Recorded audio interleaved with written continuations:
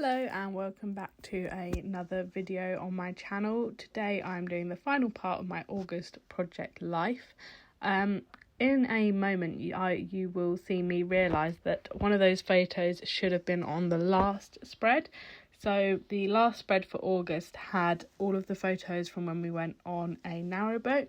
So that photo should have been on there. I didn't go through all of the August photos before I started doing the layouts. I just kind of assumed they were in the right space, but when I was putting them away I didn't think about where the photos were going too much, because I thought, I'll look at it properly when I do them, but I didn't think that there'd be one on the wrong side. So I end up fixing this quite easily, just because I'd put a filler card on. The Best Summer Ever card ends up coming off of this layout and coming into the layout that I'm about to do, just so it doesn't go to waste and it's already decorated. So that's how I end up fixing this. I feel like it was quite an easy fix, and sometimes if you forget photos it's not the easiest to do that, especially if it was a 6x4 photo. But I haven't really had to do too much of that. I have a couple of times had to go back in and add photos, or I've forgotten to print something. So I do the layout and kind of leave a piece of paper in a pocket saying photo to come, and just go back and decorate it. But I don't think I've ever done a pocket and then had to replace it. But luckily, because it's still all in the same month and goes with the same sort of themes, I can still use that other card. So I'm quite quickly just decorating it. So I've added a little label just to add a little bit about the photo. One of those phrase like sticker, but not a sticker. And then I add this other sticker from the sticker book, just kind of to fill that corner and make it feel complete. And then I add the same bit on the top to kind of bring the colour up further up, so it's not just this darkness in one place. So with my smaller photos I can't not have a white border. I probably should start thinking about printing them with a white border, because of how much I do it. I don't know if Tesco's lets you add a white border. I know when I used to use Photobox, their white border was way too big, so then I had to spend time trimming it down, which I guess is alright, but I don't tend to add them to my 6x4 photos unless they're going on a 12x12 layout, so it's only the smaller photos, so it kind of doesn't make sense to do it that way. But it also uses a lot of tape doing it the way that I do it now.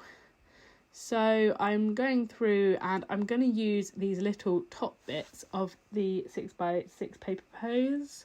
So when you cut off a 6x4 card, that's the bit you're left with. And I think I've mentioned this in my other videos, I like putting them together so that I can get the most out of the paper, get as many spreads as possible done. So I start fiddling around with where I'm going to put all of the different ones. Obviously they aren't in card shape at all, so I'm just kind of placing them and seeing how I like the spread of colours across the layout. And then when I'm happy I bring out my little paper trimmer and I start trimming everything down. So I'm going to use the cardstock that comes in the 6x6 mega paper pad. So to use that I feel like it's a bit plain, so I'm going, and because my photo isn't that big, I'm going to add a strip across the middle. I really like doing that for title cards, for the monthly title cards, or if you're doing weekly project like the weekly card. It just adds that little bit of interest, and I get to use, especially the papers that I really love, I feel like it just lets you use it that one more time, especially when it's not a card that you can piece together like I'm doing with that spotty card and this blue card. So I did also make a white paper mount for the strip that's going across the pink cardstock, just because it felt like it blends in too much. If you haven't gathered from this, I love a white border to kind of separate things out, but the white border isn't quite long enough, but I don't really mind. I just kind of think you won't notice in the final layout, and I'm not going to waste paper cutting another one. It was just a scrap on my desk, so it's not like I measured it out wrong like in my last video, where I had to back together a 6x4 because I cut it wrong. So I'm just going through now and sticking it all together, and so finally I have all of my papers. So obviously normally it wouldn't take me that long to kind of get the papers and cut them to shape and size, but because I want to kind of make the most out of this collection, I'm doing that. And I'm doing it now, even though I still have a lot of the mega paper pad left, just because I know if I've only got those left at the end, I'm not going to want to do it. And also that way I can use the actual 6x4 bits for 6x4s, because you can't paper piece those together. Well, you probably could if you had two of the strips, but it would be a bit more difficult to do and you'd have to have both. So I am using up the little bits as I go, because also it creates a lot of bulk in the paper pad in one half. So now I'm just going around and sticking down all of my photos, and this is, like I said, taken a while because of the way that I've done all of the papers. So I'm using the Carta summer collection from last year, and it is the 6x6 mega paper pad and the sticker book that I'm using, and they 3x4 kind of filler cards are from the cut apart sheet. And I think I'd made a journaling spot for the right side, and I decided that I didn't need that much journaling, so I've obviously got a lot of journaling on this spread. In the other areas, kind of that's why I picked the plainer cards and the striped card, so that I could journal straight on them, so then I didn't need an additional place for all of my journaling. So I just switched it out for another filler card, and I will use that piece together 3x4 when I do another layout. That will be next summer probably, because this is my final summer layout. I will be moving on to the autumn collections, which I've been doing this afternoon and really enjoying. It is the end of November as I'm filming and recording this, so I'm very much in all of the fall vibes. We've been away on holiday, so when I did get back from the holiday, I did feel like sun and summer spreads, and so it was good to get those done while I was still feeling that way, and now be able to move on to all of the autumnal stuff while I'm feeling cozy. And I feel like that's the only way to get through the autumn and winter here in the UK, is just to pretend that cozy vibes are all you've ever wanted, and that the dark nights are just to create cozy nights, and just kind of play it up and really go in for Christmas, and just try and forget about the fact that it's dark when you wake up and dark at 4 p.m. So that's my little take on winter here in the UK. So I'm going through and just sticking down all of these word phrase, they're not stickers, but they're like stickers, but they're from the 6x6 paper pad. They're a cut apart sheet. I think that was a really great addition to the mega paper pad that the normal 6x6 doesn't have, but I definitely think that is something that I would like to see included in the normal 6x6 paper pad, because they are very useful.